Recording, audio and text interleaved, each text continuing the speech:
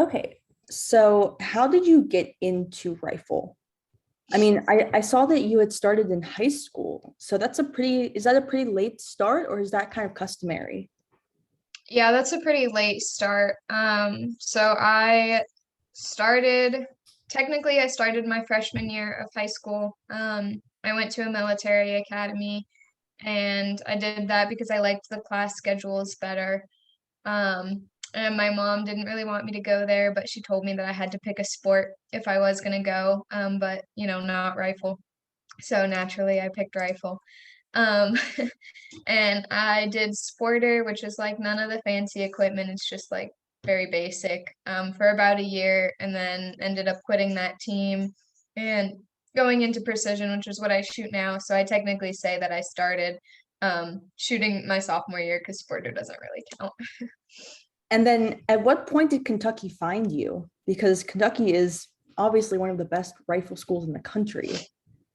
I mean, Yeah, they how early on were you on their radar? immediately. um, they were the very first. Harry was the very first person to approach me, and it was at my very first match. So I shot, I believe it was nationals in 2017. And after the first day of competition, I was in third. Um, so obviously I did not finish in third. I think I still made the final, but I did not end up medaling because I was like, oh my gosh, I freaked out. But he came up to me after that first day and was like, hi, I'm Harry Mullins. I coach at Kentucky. And I was like, you do what? Because I had no idea that it was like a collegiate sport. Um, so yeah, it was pretty quick. I mean, was that intimidating? Like very early on to have that kind of attention to a sport that I you didn't mean, really even know much about? yeah, I mean, it was definitely like, okay. I was very confused because obviously, like, I had been watching the sport online. That's kind of how I taught myself when I first started. So I was seeing the scores that those people were shooting, and I wasn't shooting those scores, obviously. So going into my first match, I was like, my first match. I'm expecting to be like the same level as the other people who have like just started. And then it was like third place after the first day, and I was like, okay, maybe I'm like a little bit better than I thought I was, and now I'm gonna freak out because I did not know that was good. Like I actually came off the line, and like my coach's husband, which is my gunsmith, he was like kind of crying, like shed a tear, and I was like, dang, I really did bad. Like, wow, I just sucked. So I was like telling my coach, I was like, I didn't do this very good, and I kind of felt like this was off, but it was my first match, so like I expected to be nervous, and she just like flipped me around. She was like, look at the scoreboard. I was like, oh, so yeah, it was intimidating. And then you went on to win Rookie of the Year that season. I mean, what a change. Yeah, freshman year. What a change. Like Yeah, that's pretty incredible. thank you. And then you followed that up with 2021. hmm And what a year that was. Yes, quite a year. I mean, where do you want to start? Because I have a lot of questions. Wherever you want. Let's talk about your lead up to the Olympics then. Because they were supposed to be in 2020. So you were Right, preparing for that. right. And then instead they started in 2021 Mhm. and then you had this collegiate experience as well. Was it difficult to handle training for both of those at the same time? At first it was. I actually, like, unpopular opinion, I think COVID helped me a lot. Just because I think at that point I had been shooting for about 3 years and I had already qualified for the Olympic team. So I was very much like, right when I qualified, I was like, okay, hold on a minute, like, maybe I'm not ready for this. But obviously I was like, all right, this is a lot, but like I'm still gonna give it my all. But then COVID happened and I actually ended up coming back. I took about 3 months off because when things got shut down, it hit really hard. Um, our NCAA championships got canceled the day of the competition. So we had already, like, all the teams had already been there for a couple of days, and we had all practiced. And literally the morning of, they were like, "Yep, nope, everybody go home." And we were like, "What?" And then I think like 3 days after that, the dorms closed, so we all had to go home. And then like 2 days after that, the Olympics got postponed. So I was just like, I'm done. I'm out. I'm like, I was so upset about everything. And yeah, I couldn't even look at my guns for like 3 months. I would literally like walk up to them sitting in my living room because that's where I train when I'm home. Um, and I'm like, all right, I need to get in position at least to make sure I like still know how to get in position. And I would just unzip my bag and immediately zip it back up. I was like, nope, can't do it. Not gonna do it. So I did not start shooting again until I came back to campus that August. And my scores immediately were actually significantly higher than they were. So I think it helped a lot. Why do you think that taking a break from your sport made you better at it? I think because of the intensity that I have. So I train on average about 34 to 36 hours just on the range. So that's not including like workouts, mental training, chiropractor, like all that stuff. So I train a lot.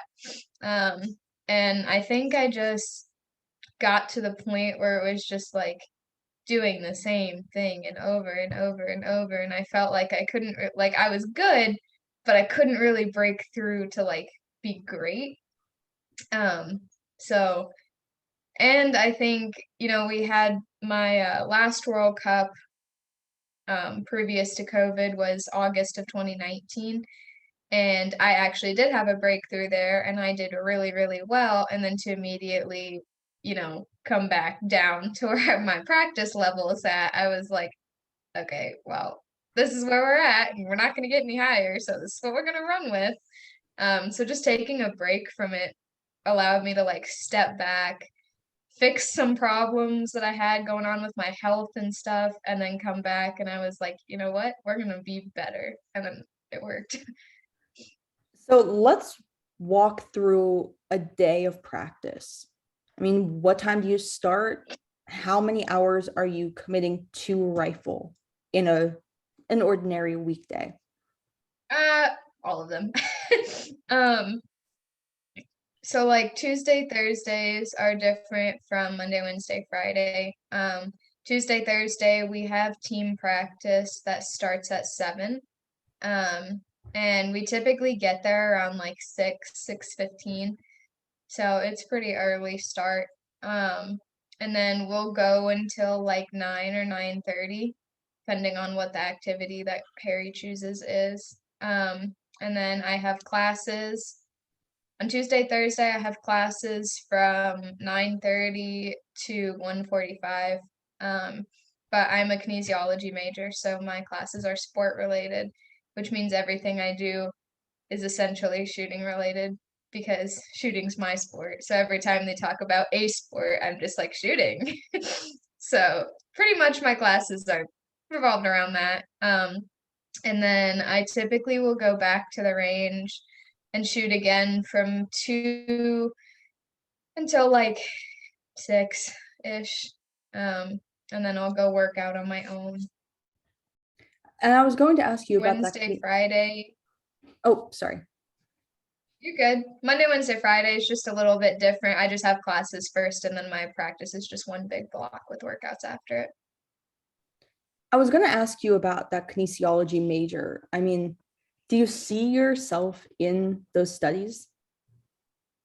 And are you applying as you practice? I mean, I'm going into coaching, so I'm not doing, there's a lot of people in kinesiology who are doing like physical therapy and stuff like that. But I'm not really going into that. But the teachers do a very good job of making sure that when I'm really annoying about asking only shooting related questions, they have the answers. I think they kind of learned after my first year in it. I think the rumor went around and they're like, hey, there's this girl. She will literally only ask you about shooting. So you better have the answer. Because my first year, my teachers were like, I have no idea. Like, I literally have no idea. They would go home and they would research it and they would literally email me and they're like, so I found out the answer.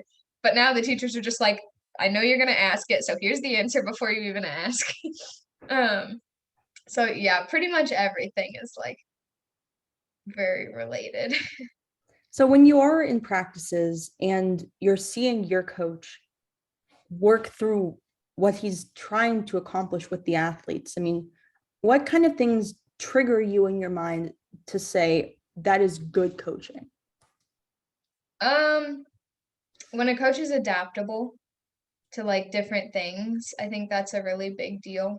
To me, just because in shooting, it's very common for coaches to be like, here's the position. Every single person must look like this. And it's like, not every single person is a 5'6", 140-pound person, okay? Which is what, like, we have this one like poster and it has a picture of a girl on it in the positions. And a lot of coaches just look at her positions and they're like, if you don't look like that, you're not going to shoot good. I'm like, unless you're her, you're not going to look like that. So when a coach can be like, okay, that doesn't work for your body style. Let's find something that works for your body style. That's very good. Um, and also to have confidence in the athletes. I think definitely one of my coaches does it a lot better than the other. But I'll say like, hey, I have this goal. And one of my coaches is like, heck yeah, let's do everything we can to get to that goal. And I'm like, this is what I need. Whereas the other coach is like, well, if you don't reach it, it's okay. I'm like, that's not even an option. Like, that's not an option to me. Like, I'm going to reach it. So having the confidence in the athlete's good too. Where do you think you built that confidence from? Horses, for sure. For sure. I've been riding since I was about 4.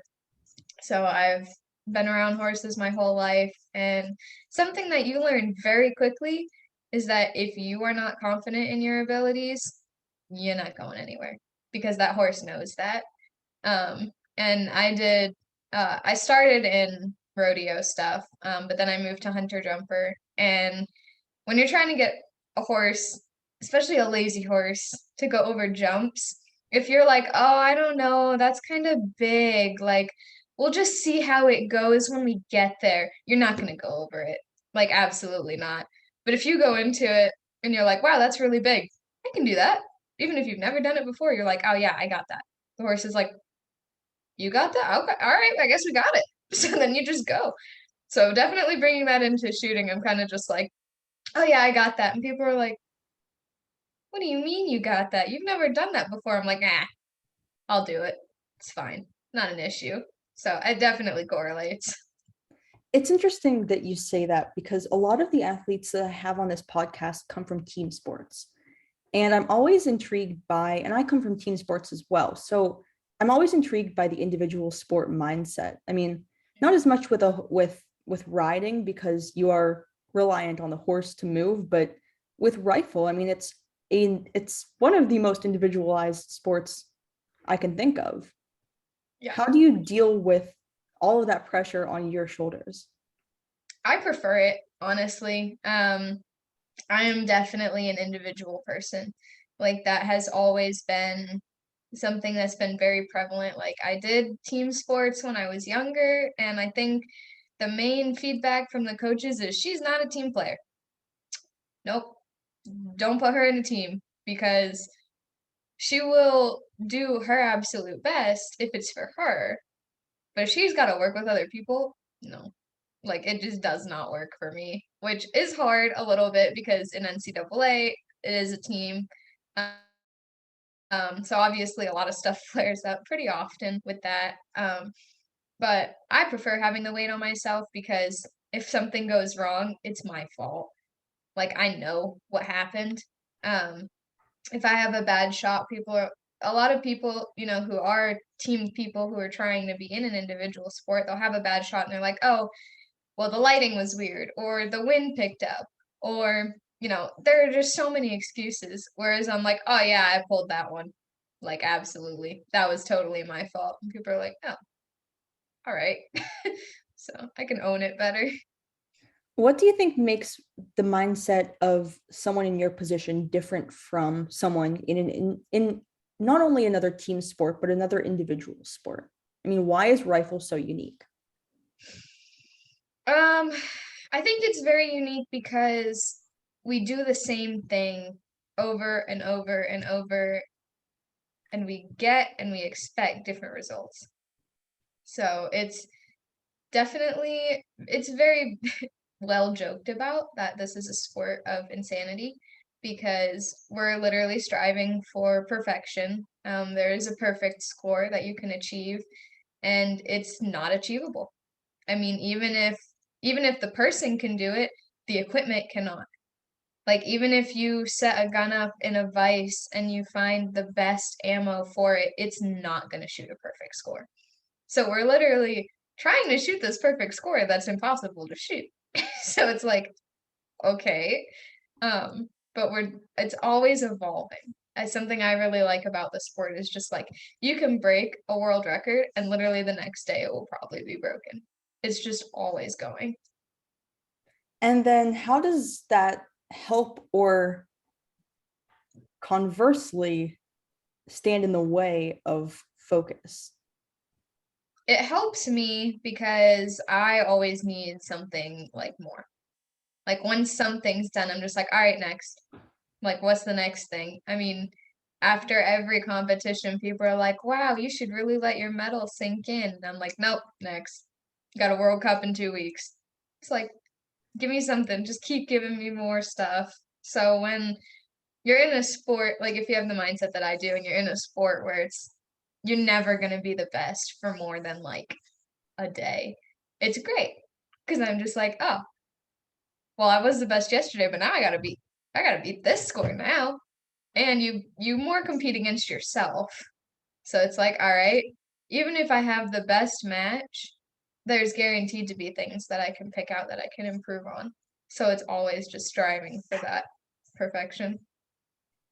But you wouldn't consider yourself a perfectionist. Um, Only in shooting, definitely. Not in other things, but yeah, in shooting, my process, I'm pretty much a perfectionist with. Um, just because if any one little thing is off by like literally if my timing's off by a second, I will put the gun down and I will restart. Just because I'm like, nope, timing's off, can't do it. Or like if I pick the pellet up and it looks weird, or if I roll it too many times in my fingers, I'm like, nope, not gonna take that shot because something's off. So in shooting, yes, and everything else, no. I mean, how detail oriented would you say that you are? Very. And I mean, does that help you? I mean, what is your process before a match? Um, really long. Definitely would take the entire hour. Um, I mean, I'm very detail oriented. Everything is done extremely methodically. A comment that I get a lot when people watch me is it's insane how every single shot looks the exact same. Like you can take a video of me on the first shot, on the fifth shot, on the 20th shot, on the 40th shot, on the 60th shot. It's going to look the exact same. Like down to the second, it's going to be the same. And people are always like, I don't know how you do that. Like that's literally crazy, but it's just part of what I like doing. I like having everything exactly the same.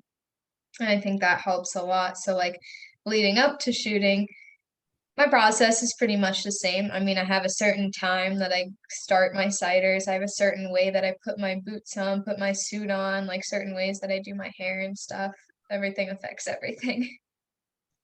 And then what was your process leading into that sophomore season where you were athlete of the year, you went to the Olympics, you tied an NCAA record, you were a three-time Yeah. NCAA champion. I mean, that was an insane year in your life and in your shooting career. How did your process change, or did it? Were you It like, did if it not. ain't broke, don't fix it? Yeah, it didn't change, honestly. I mean, I think it was just more of like I always wanted more. So it was like after I got, that that first season down, I was like, okay, that was good, but there's still records out there that I need to break. And then I was like, okay, well, even if I have that record already, I can still do better. Like, even this year, I'm like, I know what last year was, but I can still do better. Like, I still have much more to give score wise and performance wise. So it's just like that was what was keeping me going, is that constant push for more. And then once, I mean, for the majority of athletes, the Olympics is the top of the pedestal. But you're saying it's not. You're saying that there's still a lot left to accomplish for you. Oh yeah, I mean, in shooting, the Olympics is a big deal media wise. Competition wise, not really. And that's just because the competition's so different. I mean, at World Cups, there's like 80 people in each event, and at the Olympics, there's only like 30. So it's very different. And, at World Cups, there's 5 people from each country, whereas at the games, there's only like 1 or 2, depending on how many quotas they got. So, like, sometimes the best people aren't there. Like, if they're from a country that didn't get a quota, they're just not there. And then also, there's a bunch of wild cards from countries who have never shown up to anything ever before, and you have no idea what that person's going to do. So the Olympics is just very random. I mean, it was definitely really cool. But personally, I do consider my individual match the best match that I've shot. Just like feeling wise, it was extremely easy for me to do. And I think that was just because I had prepared so much for it. And yeah, I mean, there's more. The President's Cup I thought was a bigger deal. Um, and then obviously there's more games. And just more, there's always more stuff going on. What did it feel like to get a silver medal at the Olympics? It was weird for sure. Um, just it was very interesting feeling because the event that I got it in was a brand new event. That event has never been in the Olympics before, and we had just started shooting it like a year before that. So it was brand new. Nobody really knew what was going on. And that actually, it was very hard for me to comprehend what happened because my individual competition, I felt like I did extremely well, and I had my best performance that I've ever had in my individual competition. And I got 6th. And then I go into this mixed team, and I actually was not happy with it at all. Like, I came off the line and I was just like, I'm so sorry. Like, I shot so bad. And I was literally just, I was so mad. And my coach just hugged, or the coach that was there, the national team coach, he hugged me. And I was like, why are you hugging me? I'm really upset about this. And he's like, you're in the medal match, which if you make first or second in qualification, you're guaranteed a medal. So we knew we were getting a medal. We just had to decide if it was gold or silver. So I was like, I was kind of upset because I was like, I shot so bad. Like, how? How did we make this? And then the final was actually okay. It was all right. But it was just so weird for me because I was like, oh, my best performance doesn't get anything, but my shitty one does. Like, all right. And that happened after your NCAA championship, Yes. right? So Yep. you were going into the Olympics as a 3-time national champion. Yes. I mean, did anyone else know that you had won all of those honors ahead of the Olympics? You mean like international competitors? Yeah. Probably. I mean, a lot of us are very good friends, actually. On the elite level, especially in such a small sport, everybody knows everybody. Um, so I was friends with, I mean, at least 3/4 of the people I was competing against. I was friends with them already. and like we talked online over WhatsApp, and we all followed each other on Instagram. So they definitely knew. And the NCAA circuit is pretty heavily watched by the other countries just because it's very active. There's like a match every weekend, and the other countries think that's really great because they can watch shooting every weekend. Um, but yeah, I mean, they knew. I don't think they really thought that much of it though, just because, like, no offense to the US, but we're not very good. So, And then I'm looking at this map behind you. How many of these countries have you been to for matches? sorry, my cat is getting in a bag right now, and I really don't want him to get in this bag. Stop it. Um, I have been to, I think I've been to like 14 or 15 countries now. Um, Only one of them was not for shooting. So Wow. pretty much all of them. And is that on the World Cup circuit? I mean, are you going to all of these countries every year? I went to a lot of countries in 2019. I went to a lot of countries in 2021. Um, I think in 2020, I might have gone to one country. But it was pretty much split between those 2 years. And they were all World Cups, yeah. That's insane. Let's talk about the times that you aren't shooting. What does your off season look like? When does it run? Do you really have a quote unquote off season? We do not have an off season now. And that is because NCAA, we are considered a winter sport. So we compete September through March for NCAA. Whereas international and Olympic wise, we are a summer sport. So for that, we compete. I mean, we compete year round for World Cups, but it really picks up in April through August, which they literally back each other up.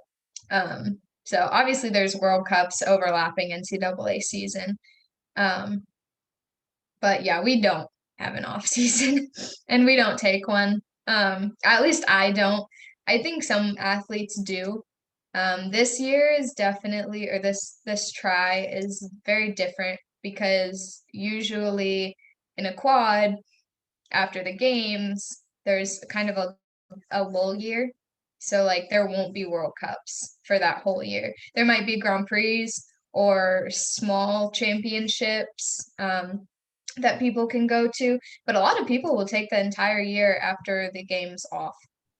But because of COVID, since it got pushed back, um, we only have 3 years, so we don't get that lull year. So we just went straight back into World Cups. Like I think I literally went to a World Cup maybe a month after the games. So it was immediately back in. What is the time span of, I guess, athletic participation for someone in rifle? I mean, how long is the tenure of their athletic career? It definitely depends. A lot depends on when people start. So a lot of typical shooters who get very good, they typically start around like 8. So they start really, really young. Um, However, they end up shooting until they're probably about like maybe 30. 30 will probably be the cutoff for somebody who starts that young.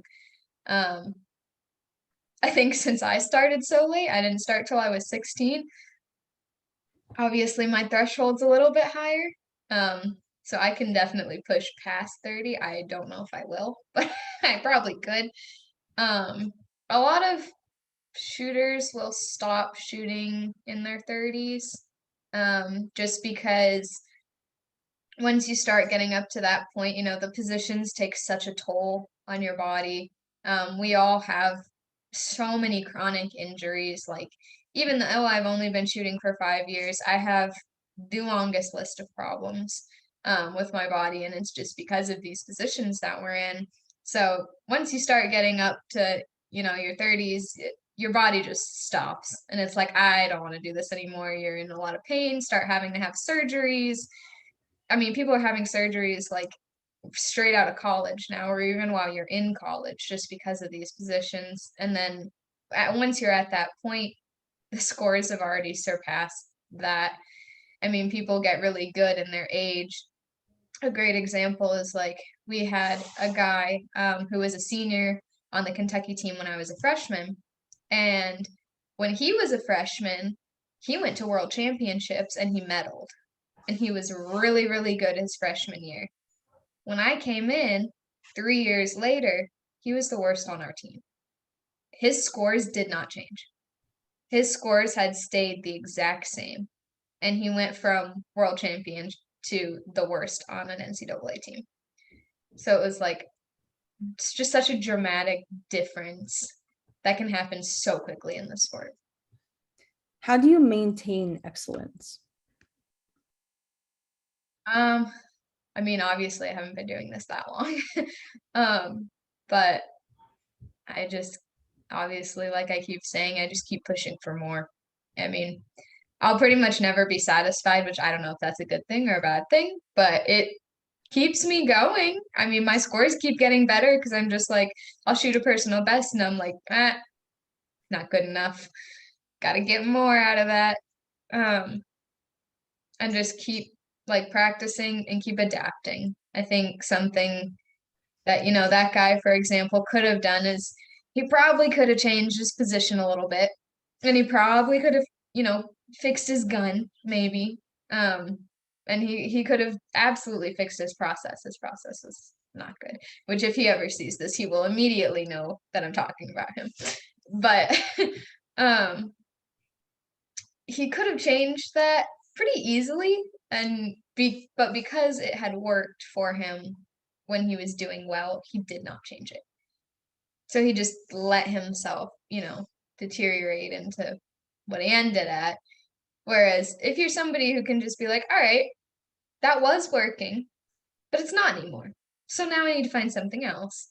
Then you can keep going, which is kind of something that I do a lot. I mean, if new equipment comes out, I will try it. I will see how it works for other people. I'm always up to like changing things. I just changed my position about a couple months ago just because the one that I was in had worked really great, obviously, for the entire season of 2021. However, it was getting to the point where I was like, I feel like I could do better. So I needed to change something. So I changed my position. So. And then when you're at a school like Kentucky that has so many resources for student athletes, which ones do you take advantage of most? Definitely tutoring is very helpful.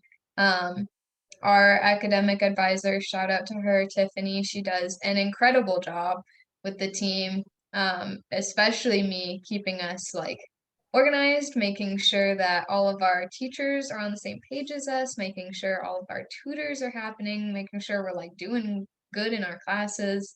That's something that's extremely helpful to me because I am definitely more shooting focused.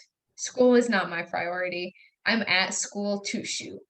So it's like, do what you need to do to get me through this class. I'm going to go shoot more. Like, that's kind of the situation that I'm in. And she does a great job. And the teachers here are very, very helpful. I mean, they will literally, like, if I send an email and I'm like, hey, I just sent an email actually this week and I was like, hey, I just want to let you guys know in the next couple of weeks, I'll be gone from February 24th to March 15th. And because I have 3 matches in the span of that month-ish. And they were just like, so I asked, like, what do I need to do for assignments? And they were pretty much just like, I've opened them all for you. Here are all the assignments. They literally sent them all to me early.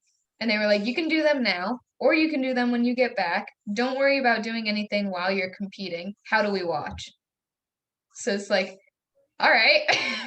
So that's really, really nice. And then do you take advantage of the sports psychology resources I that do. Kentucky has? I wish that we had more. I absolutely love our sports psychologist, Dr. Cormier. He's fantastic. Um, However, he is one person, and like he always says, he's only half a person working for the athletic department because he's also a professor.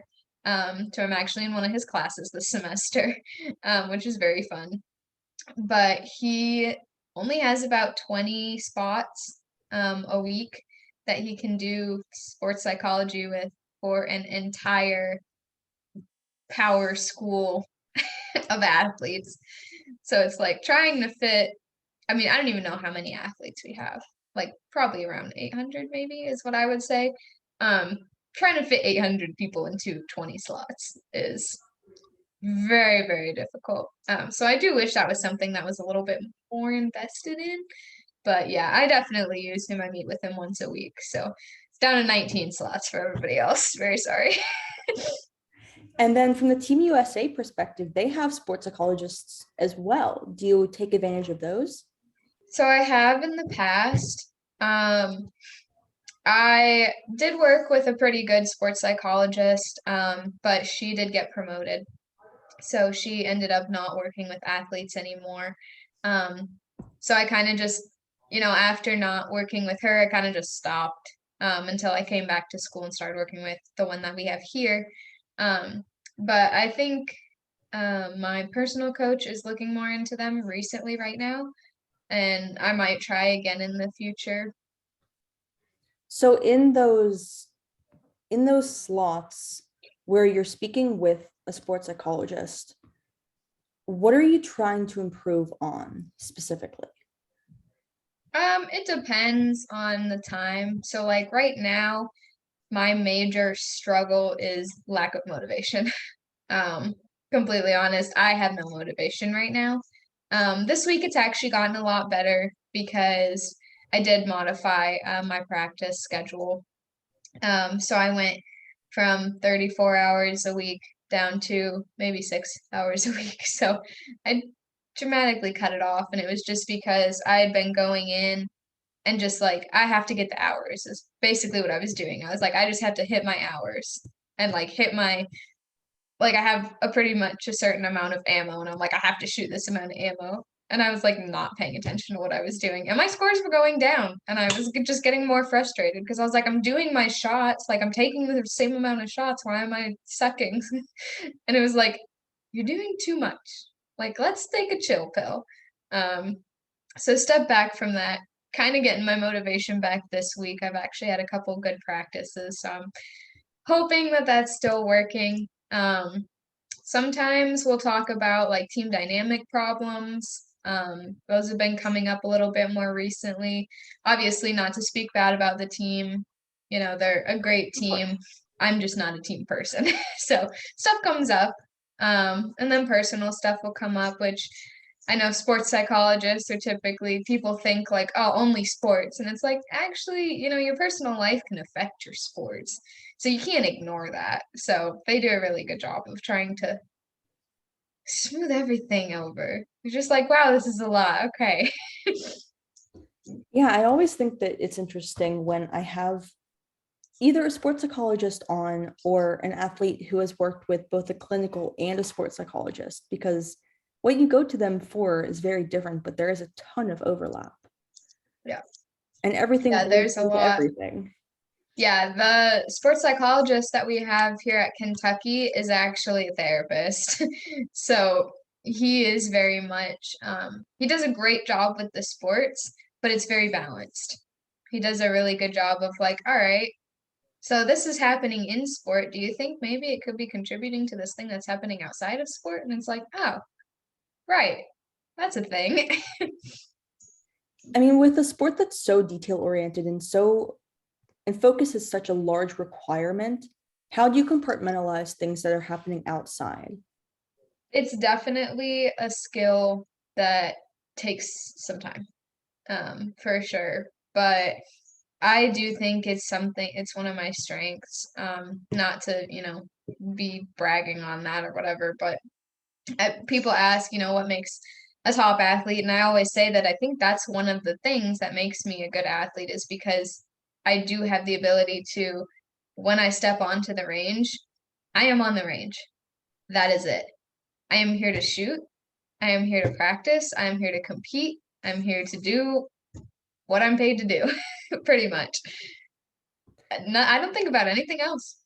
Um, and that's just, I don't know, I'm just extremely focused on what I'm doing. Um, as soon as I leave the range, it's like, all right, there are some other things that we can take care of when we have the time to take care of them. Just like when I'm in classes, it's like, all right, this is this class. Here's this thing. Next class, this is this class. Here's what we're doing. So it's everything's very compartmentalized. When did you learn that skill?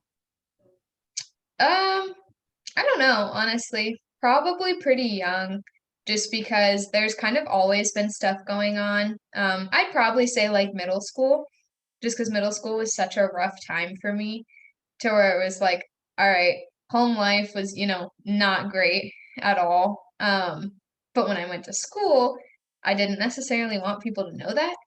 So I had to separate, okay, school me versus home me. So it's like very different, keep them very separated, and I was able to do that. So I think now it's very easy for me to be like, all right, range me versus staying at home. Like, who does my cat get to see versus who does my coach get to see? And what does that feel like when you step on the range and nothing else matters? I really like it. That's probably why I'm there like 6 hours a day. um, but I don't know, just being in a sport that is so like about you. It's just for somebody like me, it's great because I can work on what I need to work on. And if I have an issue, I'm very much a problem solver. So as soon as something comes up, it's just like immediately working on myself. And I learned a lot about myself, learned a lot about how I handle things, just through the sport. And then it's always just like, it's always there. It's always going to be the same stuff, even though you're trying to get better at it. And a lot of the athletes that I interviewed early on talked about sport as a builder of life skills. So, what you do on the field, on the court, on the range is different, obviously, than your daily life, but there are takeaways. What do you think is the biggest takeaway from rifle that you implement into your daily life? Um, Probably, which if somebody knows me, they're gonna be like, really, that's what you're gonna say? Probably learning how to have something happen and just be like, all right, that's the thing. That's already happened. Can't change it. So stop dwelling on it and just kind of move on. Because I know in shooting, there's a very, very harsh divide between elite and good. The good athletes can't really do that. Whereas the elite athletes, you put a bad shot out there, depending on your level, it might be a 10-4 or it might be a 9. And you put one out there, and the elite level athletes are just like, all right, well, that was that. Okay, well, my next shot, moving on. Like you literally don't pay that much attention to it. And that's something, again, people comment on a lot. It's like, if you watch me shoot, you will not notice when I have a bad shot, and you will not notice when I have a good shot because it does not matter to me. Like, all right, that shot's down there, it's fine, it's done. So it's like, if I have something that doesn't go well, I'm like, all right, that didn't go well.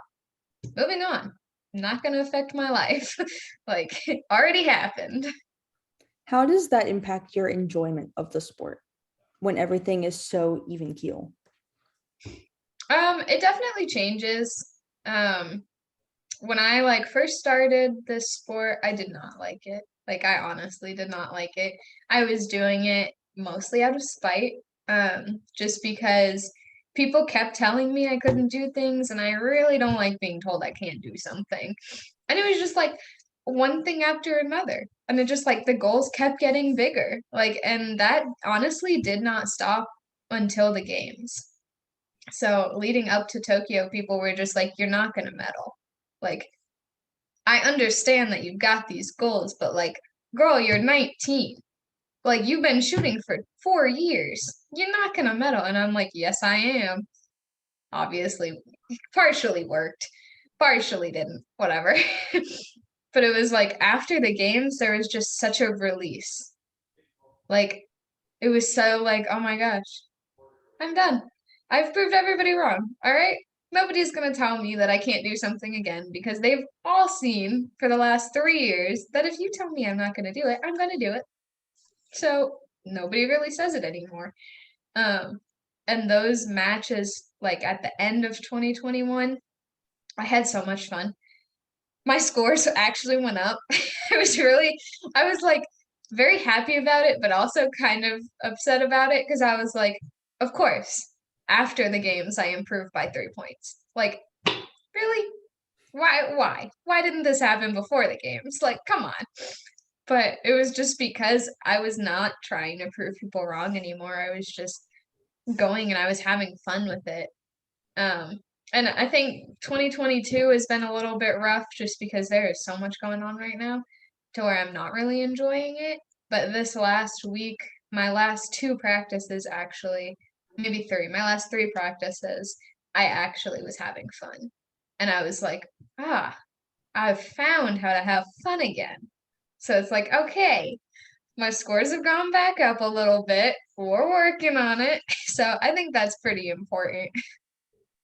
When, I mean, do you know in yourself when you're feeling burnt out? Yes, absolutely. At the end of 2021, I knew for a fact that I was going to burn out. And I actually remember having a very difficult conversation with the coaches here at UK. And I told them, I'm going to burn out. And if you want me to keep shooting, I'm not going to practice for the rest of the year. And it was like, I had like 2 more months of competitions left. Like I had like two more World Cups left. We had the rest of the NCAA season.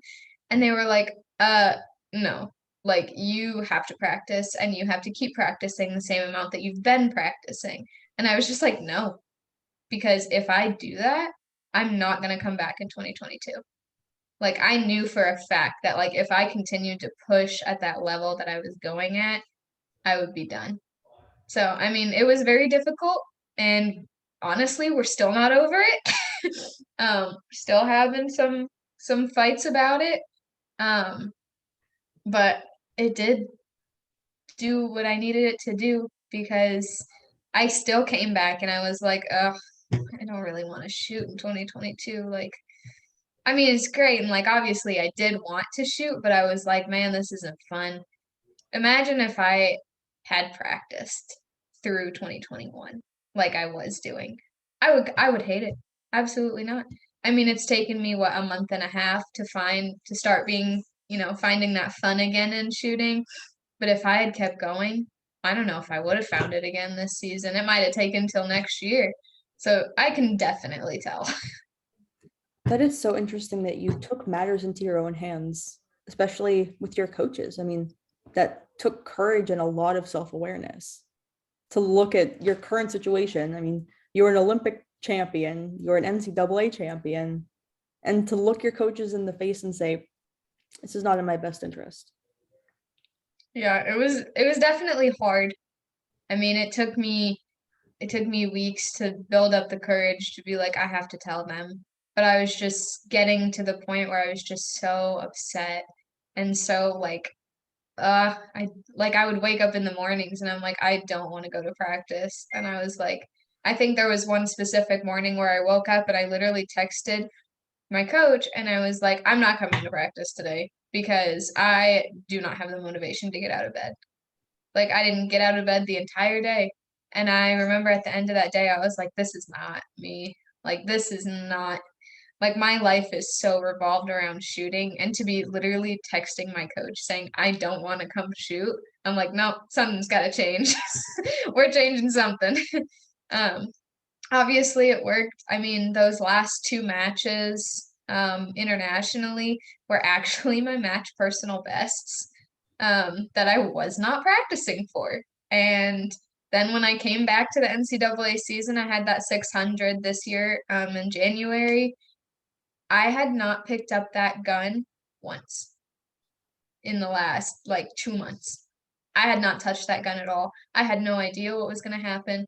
And I shot that score and I was just like, I knew I needed to take a break. Did you turn to your coaches and just be like, see that score right there?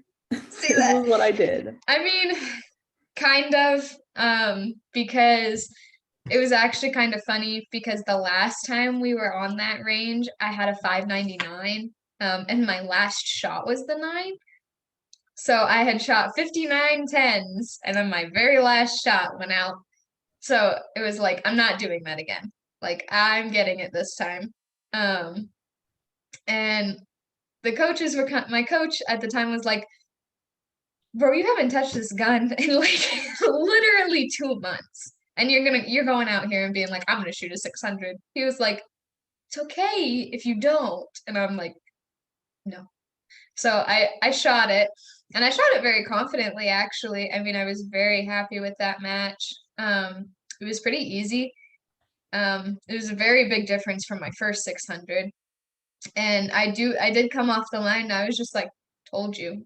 And he was like, all right, I guess you did. Like, great.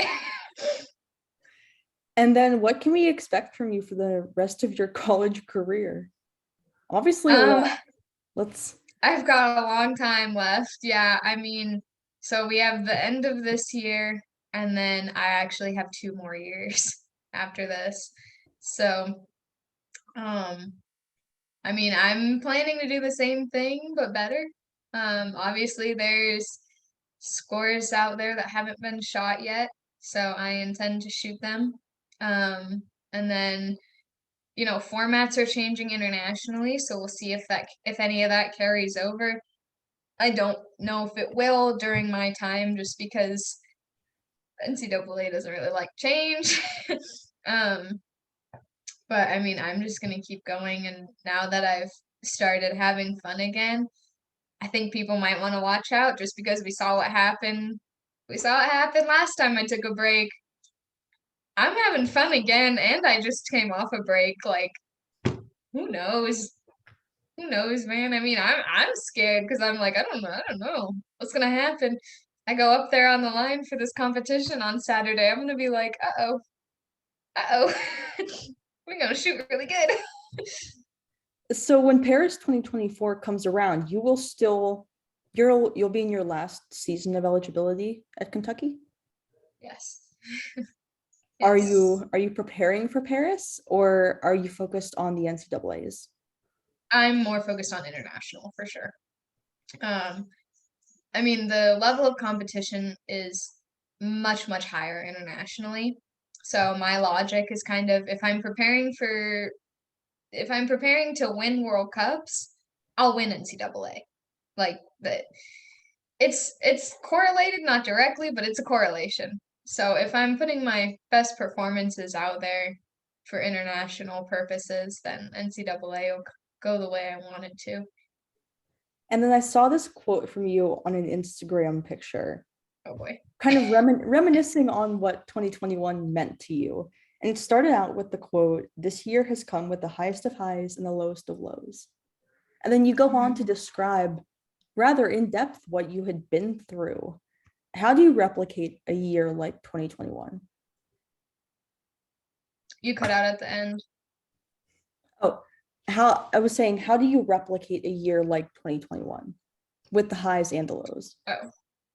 Um, honestly, I'm not gonna replicate it. That's not the point. The point is not to do it again. The point is to do it better.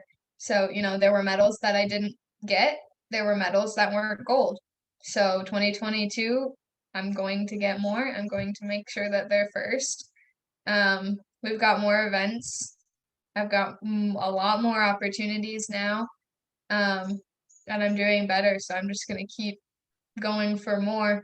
I think, 2021 I appreciated a lot, but behind me at this point. I mean, people in even the coaches here sometimes, it's like, I know you've won an Olympic medal, and I actually told him the other day, I was like, can we stop bringing the medal up?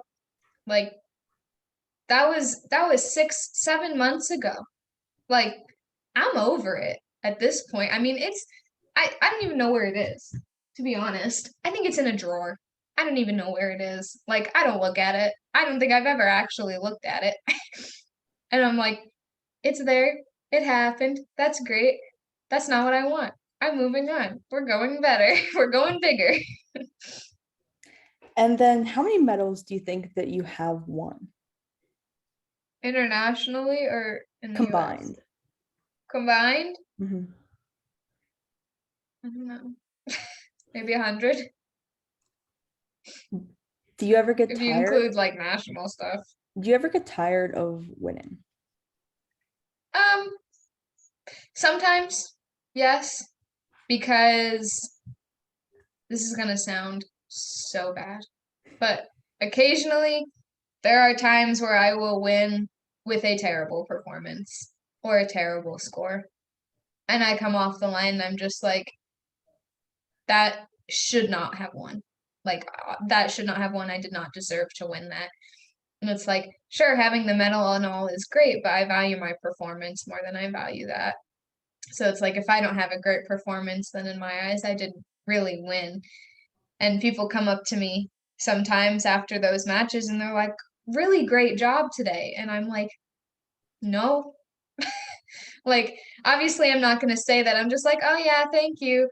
But in my head, I'm like, I did so bad. Like, I literally, honestly, there have been matches where I just showed up and I was already mad and I was having, a bad day or something. And I just was throwing the shots down range and I did not really care where they went and it ended up winning. And I'm like, why? Why did that win? So days like that, yes, I get sick of it. But And there's then still what? always the rush of like, I think that happened today was a day where it clicked. My competitive mindset actually just clicked back in today.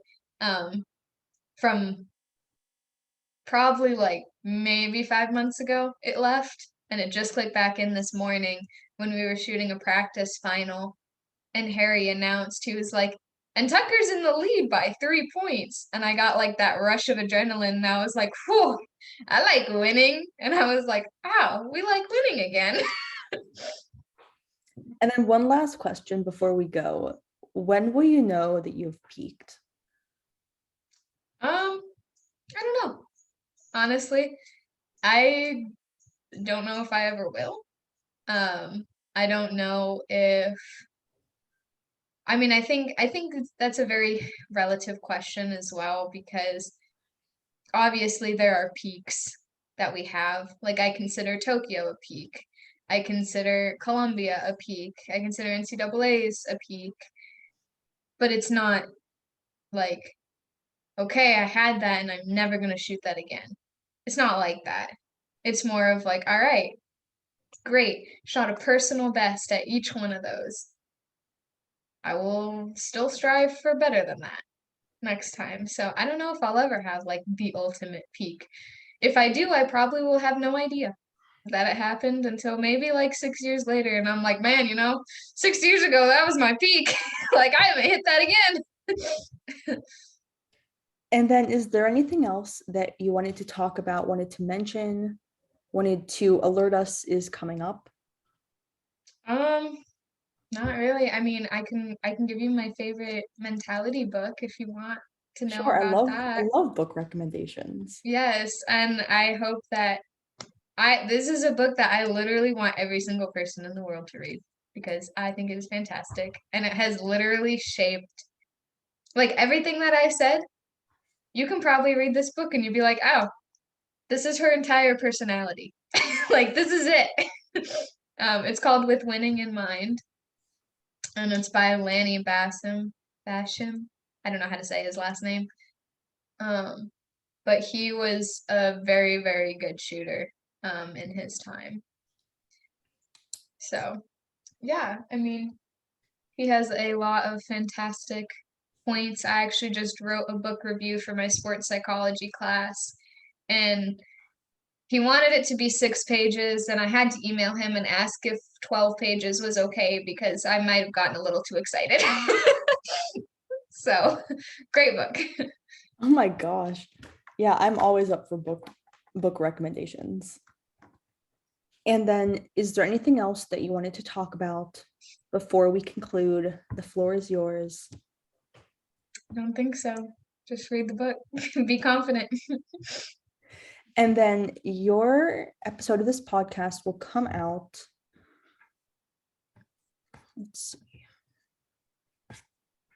It's going to come out on March 16th. So The day after NCAAs. oh my gosh. Well, I'll make sure to update with your scores then. There you go. And you have a month, so this is not a right now thing, but if you could just send me a picture of you that I can use for social media once that episode does come out, that would be great. You can either direct message me on Instagram or email me. If you want to look at my Instagram and see if you like any, because I usually post like my good pictures up there. A lot of people like the one where I have all of my 2021 things. So I don't know if you've seen that one. Yeah, let's just go through right now. Here, you want to say hi? Is that your cat? Yeah, his name's Trigger. I saw him walking in the background at one point. Yeah. Come here. Oh, you're such a noodle. He's very large. This one? Yeah. That's such a good picture. All right. Sounds good. Oh my gosh, hello. You're such a little poser. Oh my gosh, he's so big. He's huge. He's like 16 pounds. Oh my gosh. Yeah, his dad was like a Bengal Siamese mix, and then his mom was like a Maine Coon mix. He's a so chunk. he's I huge. love Yeah, it. I know. You're chunky. You are chunky. That's amazing. Yeah, so you can use that picture. That picture Alright. is that's kind of funny because it's only international medals and it's only 2021. That's insane. That's amazing. Thank you so much for spending an hour with me. I really appreciate it. And I'll reach back out once this episode is published. I hope you love it. Awesome, thank you. And good luck at NCAAs. I Thank hope you. I have positive things to add. Yes, I'm sure it'll be great. Have a good rest of your day. You too. Bye. Bye.